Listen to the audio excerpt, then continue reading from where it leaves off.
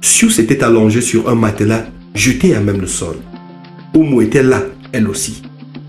L'hypothèse confirmée était donc chez Oumou et avec elle, à distance non respectable.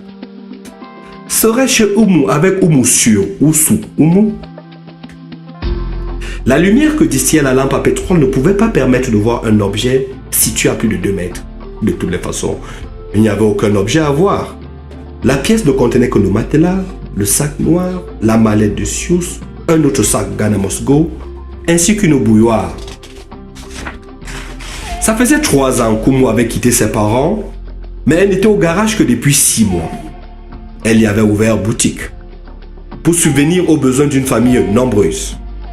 Elle avait dû très tôt abandonner ses études pour que ses plus jeunes frères apprennent un jour à lier le bois au bois. Le vacarme grandissant des chiens qui avaient occupé les alentours du garage conforta Sius dans le choix, au reste très peu cornélien, qu'il avait opéré. « Oumou, combien je dois te donner pour l'abri que tu m'accordes ?» avait lâché Sius avec détachement. Il y eut un moment de silence. « 5 000, soupira-t-elle. Sius ouvrit son portefeuille, rapprocha la lampe et retira 5 billets de 1000 francs qu'il tendit à Oumou. Il n'y restait que 2 maigres billets de 500 francs de l'Afrique de l'Ouest et un billet de 10 000 francs de l'Afrique centrale. Oumou se leva majestueusement du matelas et éclaira la torche qu'elle gardait sous l'oreiller. Il fallait voir ça. Elle avait autour de la hanche un pagne dont le tissu laissait entrevoir tous les appâts dont la nature l'avait si généreusement doté. Oumou était indéniablement calipige. Le corsage léger sans manches qu'elle portait mettait en exergue une poitrine plantureuse dont les seins piriformes défiaient toutes les lois de la pesanteur. On les devinait fermes et on eût dit qu'ils ne tenaient debout que par le sortilège de quelques ficelles invisibles qui les tiraient miraculeusement vers le haut. Sius sentit tout son corps s'émouvoir et s'irradier à partir d'un épisangle inguinal très localisé. Sius sentit tout son corps s'émouvoir et s'irradier à partir d'un épicentre inguinal très localisé. Oumou s'empara de la bouilloire et dit « J'arrive !» Sans transition, des idées noires gagnèrent l'esprit de Sius. Finirait-il en pièces détachées au marché des organes et des ossements humains? Les films noirs qu'il regardait souvent défilaient devant ses yeux. Il se souvint d'un air de Handel. If God is for us, who can be against us? Si Dieu est avec nous, qui saurait être contre nous? Dieu avait toujours été avec lui. Il avait été avec lui jusqu'ici. Il ne l'abandonnera pas, même s'il ne se trouvait pas, et il fallait le reconnaître, dans une posture particulièrement religieuse. Oumou était revenue et cherchait malgré son français abstru à nouer la conversation. Elle demanda à Sius s'il connaissait Roger Mila et Eto'o Fils, ces footballeurs qui font la fierté du Cameroun et de tout le continent. Était-ce une question insidieuse? S'attendait-elle à ce que lui, Sius, fasse preuve d'autant de talent sur un stade d'une autre nature que ses sportifs de classe internationale? Il avait dit à Oumou qu'il voulait juste un endroit pour dormir. Oumou semblait vouloir lui offrir, en plus du matelas sous un toit, d'autres choses qui ne se sentiraient pas l'âme à refuser. Avait-il juste dormi? Pouvait-il prétendre avoir passé une nuit innocente et chaste auprès de la sulfureuse Oumou qui pouvait se prévaloir d'un argumentaire physique des plus convaincants?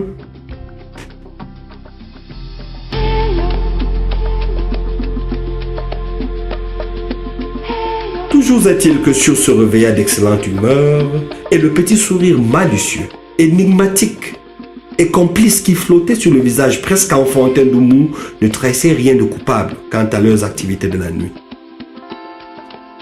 La sérénité matinale qui régnait au garage contrastait singulièrement avec la grande agitation de la veille.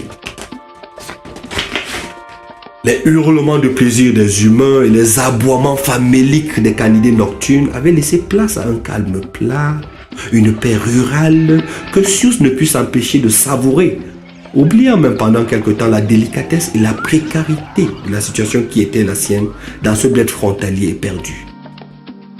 Mais la réalité n'allait pas tarder à le rattraper. Diboli, 4 janvier 2006. 8 heures.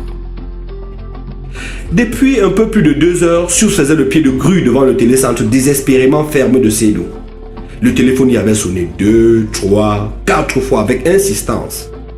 Joanna ou Ousmane Gueye tentaient sûrement de le joindre. Peut-être avait-il réussi à lui obtenir un visa de court séjour au Sénégal. Impuissant, il avait regardé la porte, envisageant franchement pendant quelques secondes de la défoncer pour décrocher le combiné. Mais il s'était aussitôt ravisé par crainte de compliquer davantage une situation qui n'était pas très reluisante. De la demi-douzaine de paquets de cigarettes qu'il avait achetés à Yaoundé, il ne lui restait plus que 2 clopes. Il alluma l'avant-dernière et se résolut d'attendre. Dans son désœuvrement forcé, Sius essaya d'occuper son esprit en se livrant à une inspection circonspecte des lieux. Il remarqua immédiatement l'écriteau disproportionné et pompeux qui trônait juste au-dessus de la porte du local de Seydou. Télécentre Djigya de Diboli. Sur la toiture, de vieilles tôles ondulées envahies par la rouille, émergeait un étrange dispositif technologique constitué d'un tube à incandescence, suspendu à un gourdin solidement rattaché sur un des pieux qui supportait le toit. Des fils métalliques reliant une antenne de radio au tube s'entremêlaient pêle-mêle. Tout rustique que fût ce système, il fonctionnait efficacement comme si on en avait eu la preuve la veille. C'est grâce à l'ingéniosité du concepteur de cet équipement que le téléphone fixe du télécentre était opérationnel. Sius était admiratif devant tant d'inventivité. Il se remémora comme en écho les propos d'un ancien ministre camerounais. Hier encore, le bout du monde était à l'autre bout du monde. Aujourd'hui, grâce aux technologies de l'information et de la communication, le monde n'a plus de bout, le monde est devenu un point. Le télécentre de Seydou démontrait que les progrès du monde appartiennent à tous. Il suffit de se les approprier sans complexe et avec intelligence.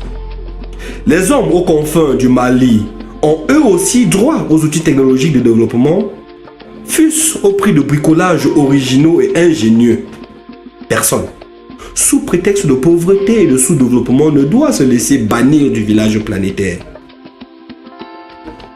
Sius se rendit soudain compte que grâce à cette modeste cabine téléphonique, il avait en principe le monde entier à portée de voix.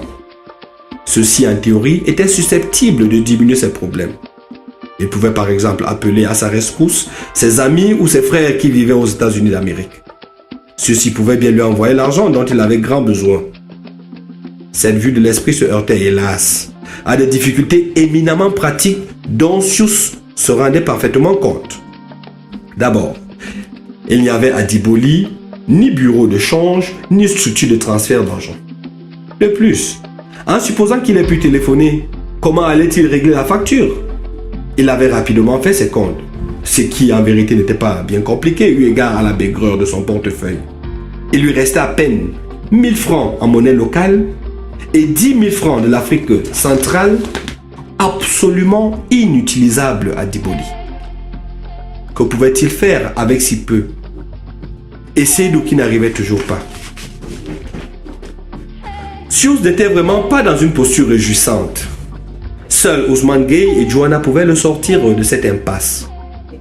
Il alluma la dernière cigarette de son paquet.